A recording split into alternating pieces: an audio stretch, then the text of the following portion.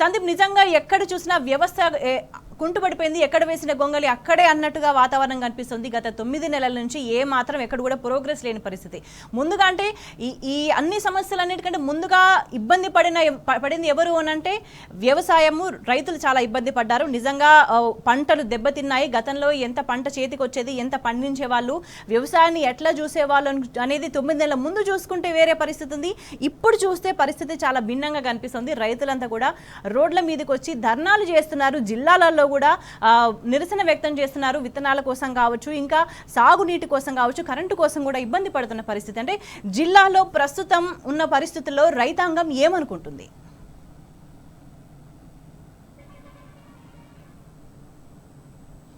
Right, గత కాంగ్రెస్ సర్కారు పాలన మరొకసారి ఈ రేవంత్ కాంగ్రెస్ గుర్తు చేస్తోంది. ఎందుకంటే ఎరువుల కోసము చెప్పులతో, పాస్బుక్లతో తెల్లవారుజాము నుంచే క్యూ కట్టినటువంటి పరిస్థితి మొన్నటి వరకు చూసాం. తాజాగా ఇప్పుడు స్వచ్ఛందంగా రైతులై రోడ్డెక్కారు. ఎందుకంటే రుణమాఫీ విషయంలో ఎటువంటి షరతులు లేకుండా 2 లక్షల వరకు రుణమాఫీ చేస్తామని కాంగ్రెస్ సర్కారు ప్రకటించింది, మేనిఫెస్టోలో కూడా పెట్టింది. కానీ దానికి విభిన్నంగా 37, 40, 70 రకాల కొర్రీలు విధిస్తూ ఈ రకంగా చేయడాన్ని రైతన్నలు స్వచ్ఛందంగా తీవ్రంగా ఖండిస్తూ ఇవాళ రోడ్డెక్కారు.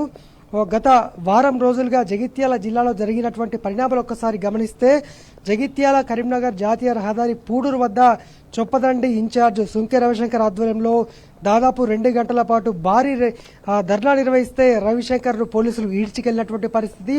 ఆ తర్వాత ఇటు ధర్మపురి ప్రాంతంలో, అలాగే జగిత్యాల నియోజకవర్గంలో, జగిత్యాల పట్టణంలో, అలాగే ఇటు రాయకల్లో, తాజాగా మొన్న మెట్పల్లి పట్టణంలో కూడా స్వచ్ఛందంగా తరలివచ్చారు. అయితే ఇవాళ జగిత్యాల జిల్లాలోని మేడిపల్లి మండల కేంద్రంలో మేడిపల్లి, భీమారం ఈ 2 మండలాలకు సంబంధించి దాదాపు ఒక 500 మందికి పైగా రైతులతో పాటు మహిళా రైతులు, కౌలు రైతులు కూడా తరలివచ్చి వాళ్ళ పెద్ద ఎత్తున కూడా నిరసన తెలిపినటువంటి పరిస్థితి.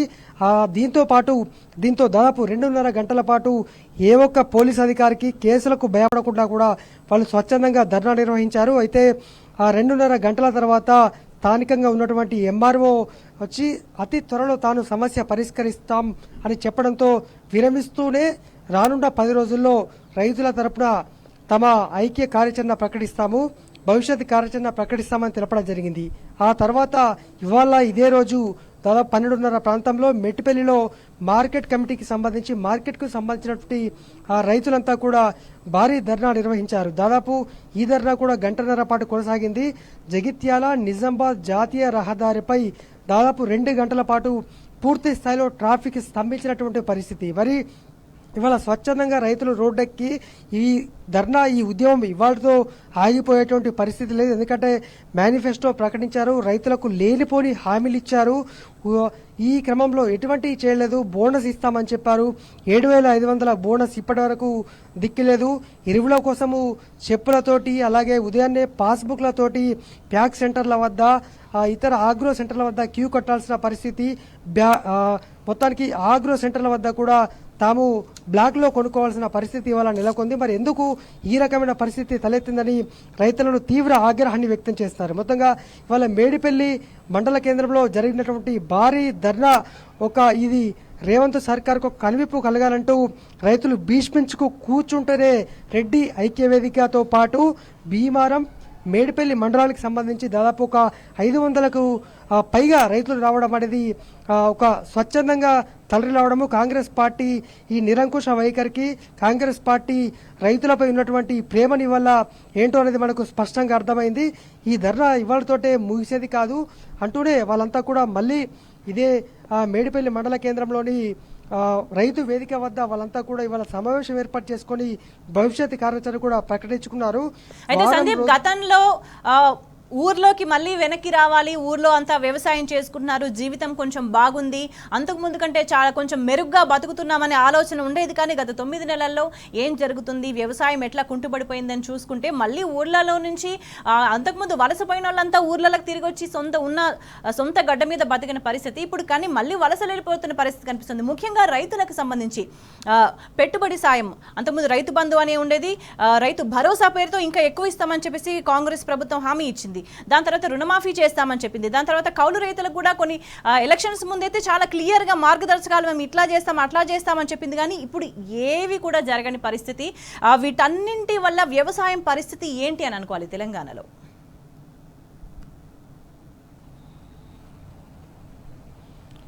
రైట్ శ్వేత, ఖచ్చితంగా. ఎందుకంటే జగిత్యాల జిల్లా అంటేనే రైస్ బౌల్ ఆఫ్ తెలంగాణ. అంటే జగిత్యాల జిల్లా ఒక అన్నం గిన్నెగా రాష్ట్రానికే మారింది.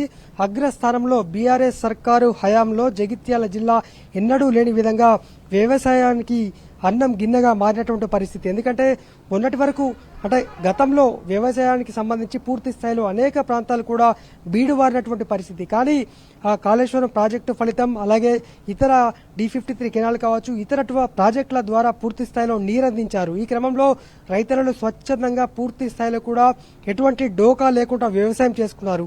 అయితే ఇటీవల దాదాపు 15 రోజుల క్రితం కూడా అల్లీపూర్ రాయకల్ మండలానికి సంబంధించి రైతులను స్వచ్ఛందంగా రోడ్డెక్కినటువంటి సిచ్యువేషన్ మనం చూసాం. ఎందుకంటే అనుసంధానంగా అంటే SRSPకి, కాకతీయ కెనాల్కు, అలాగే ఇతర ప్రాజెక్టులకు అనుగుణంగా ఉన్నటువంటి కెనాళ్లకు, ఉపకాలువలకు నీరు ఇవ్వకపోవడము, జగిత్యాల్లో D53 కెనాల్ కావచ్చు, D54 ఇటువంటి కెనాళ్లకు నీళ్ళు ఇవ్వకపోవడం ఫలితంగా రైతులు చాలా మంది వ్యవసాయాన్ని వదిలేసినటువంటి పరిస్థితి ఇవాళ జగిత్యాల జిల్లాలో నెలకొంది. ఇక రోళ్లవాగు ప్రాజెక్టు బీఆర్ఎస్ సర్కారు కవిత గారి సహకారంతో దాదాపు 110 కోట్లతో 90% పనులు పూర్తి చేయగా, ఈ కాంగ్రెస్ సర్కారు మరొక 10% పనులు పూర్తి చేయకపోవడంతో చివరి టేలెండ్ గ్రామాలు అంటే చివరి ఆయకట్టు ప్రాంతాలు కూడా ఇవాళ వారు పంటలు చేసుకోలేనటువంటి పరిస్థితి, సాగు చేసుకోలేని పరిస్థితి నెలకొంది. మరి ఇప్పటికైనా సర్కారు ఇటు రైతు రుణమాఫీ కావచ్చు, రైతు భరోసా కావచ్చు, రైతుకి ఇస్తామన్నటువంటి బోనస్ కావచ్చు, సక్రమంగా ఎరువులు ఇచ్చేటువంటి పరిస్థితి, పూర్తి స్థాయిలో నీరిస్తే ఖచ్చితంగా రైతన్నలు మరొకసారి రాష్ట్రంలోనే జగిత్యాల జిల్లా అన్నం గిన్నెగా మారుస్తామని చెప్తున్న సిచ్యువేషన్ మనమైతే గమనిస్తున్నాం. ఏదేమైనప్పటికీ ఇవాళ రైతులైతే స్వచ్ఛందంగా గ్రామ స్థాయి నుంచి రోడ్లెక్కారు.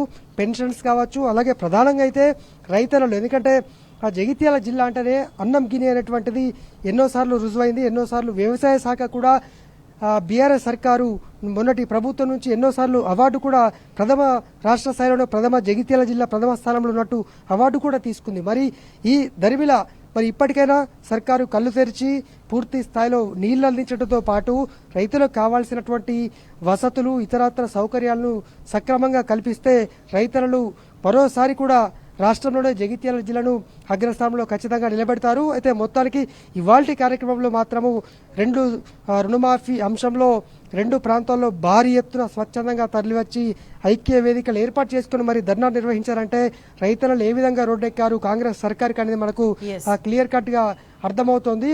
భవిష్యత్తు కార్యాచరణ ప్రకటిస్తూనే రానున్న వారం రోజుల్లో తామంతా రోడ్లెక్కుతామని చెప్తున్నారు స్వేచ్ఛ.